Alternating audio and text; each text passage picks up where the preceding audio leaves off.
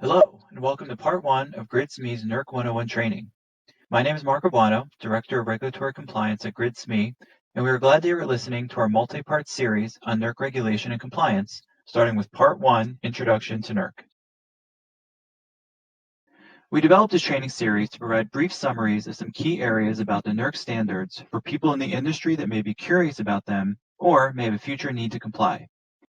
Over the course of the series, we will provide an introduction to NERC's role and responsibilities, the registered entity functions and registration with NERC, and then the compliance and monitoring of NERC standards. In this Part 1, I will be providing a basic understanding of NERC's roles and functions. Then we will cover the definition of the bulk electric system, which is the foundation for understanding what facilities are within the scope of the NERC standards. We will close this part with a review of the NERC functional model, which defines who must comply.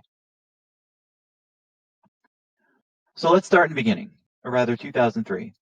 Back in August 2003, there was a vegetation management issue where a tree made contact with an overloaded transmission line in Ohio. This resulted in a cascading blackout affecting much of the Northeast US and Canada. Approximately 50 million customers were impacted in total. This resulted in sweeping federal energy policy legislation, ultimately establishing the NERC compliance framework we have today. Here is a visual depiction of the regulatory structure of NERC. The Federal Energy Regulatory Commission, or FERC, is an independent U.S. government agency in charge of regulating the transmission and sale of electricity in interstate commerce. FERC has authority over things like public utility contracts, mergers and acquisitions, and wholesale rates. Under the Energy Policy Act of 2005, FERC was granted the authority to create an Electric Reliability Organization, or the ERO.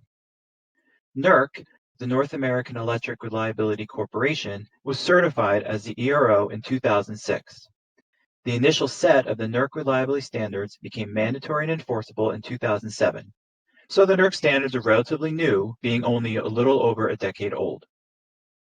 There are 7 regional entities across North America that have been delegated authority to monitor and enforce compliance with these standards.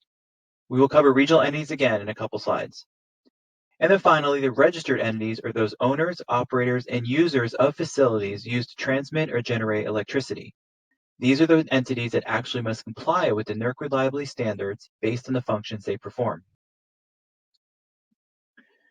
NERC is a nonprofit corporation whose mission is to ensure the reliability of the North American Bulk Electric System, or the BES.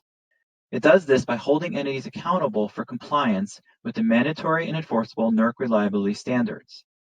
The bulk electric system generally includes the interconnected electric grid, covering the high voltage transmission system and power generation connected to it. Currently, the reliability standards apply to more than 1,400 BES owners, operators, and users, and NERC is independent of these entities. It is true that NERC's primary responsibility is to develop and enforce compliance with the mandatory reliability standards, but it does not approve new or revised standards, as that is FERC's job. NERC also serves important functions from an operational perspective to support BES reliability, including monitoring and analyzing system events, identifying risks and trends that may impact reliability, and collecting reliability performance data to provide to the industry. Regional entities are the primary point of contact for registered entities, including for registration, reporting, and audits. As you can see here on this map from NERC, where your facilities are geographically located will determine your region.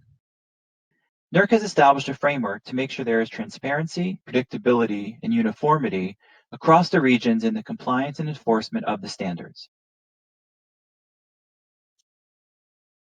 Entities that own or operate bulk electric system, or BES facilities, will be subject to compliance with applicable NERC reliability standards. In general, there are 2 factors that typically determine if something is considered BES, voltage and capacity, with numerical thresholds for each that will pull in facilities. Transmission elements that are operated at or above 100 kV are considered part of the BES. Generating resources, like coal and natural gas plants, for example, that are connected at 100 kV or above and have an individual nameplate rating of over 20 MVA are generally considered in scope. NERC has created a separate test for dispersed power-producing resources, like wind and solar. If these renewable resources aggregate to a total rating of over 75 MVA, with a common point of connection at that 100 kV voltage threshold, they are likely in scope as well for the NERC standards.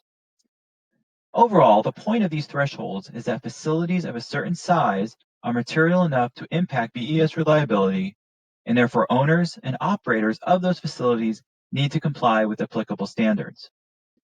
Now, there are always exceptions to the rule, and that's the case here too, but we will not get into that level of detail at this time. Let's look at a typical example of a solar facility from NERC guidance to show how the BES thresholds may apply. The 4 solar PV banks in blue individually have a nameplate rating of 20 MVA, and they aggregate to 80 MVA at the purple oval, so it exceeds that 75 MVA threshold. Here, the common point of connection is where the individual transmission elements of the collector system are connected to the transmission system at 100 kV or above, in orange. In this example, NERC would consider everything in blue to be part of the BES. So now, who is actually impacted by the NERC standards? NERC has established a functional model that defines a set of functions needed to ensure BES reliability. Each function consists of a set of related reliability tasks. If an entity performs a specific function, like transmission operator or generator operator, NERC's processes require that entity to register for that function and comply with all associated requirements. This functional model ensures there are no gaps or overlaps in performing reliability tasks. For example, there should be one and only one balancing authority for each individual generating facility. Here's a diagram that NERC created to identify each specific function. You will see there are certain functions that perform reliability services, like a reliability coordinator, balancing authority, or a planning coordinator. Others perform operational functions, like transmission operator, generator owner, and generator operator. We are going to describe some key functions in more detail on the next video.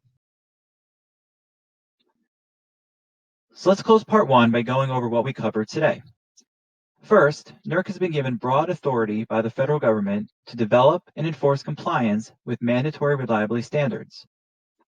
As we see, the bulk collector system includes specific thresholds for generating resources based on the facility's capacity and connection voltage. And finally, NERC's functional model is a framework to determine which entities must register with NERC and be compliant with the reliability standards. This will take us into part 2 of the series, where we will cover registered entity functions and NERC registration. In the meantime, here's our contact information for you to reach out with any questions and feedback. Again, thank you for listening.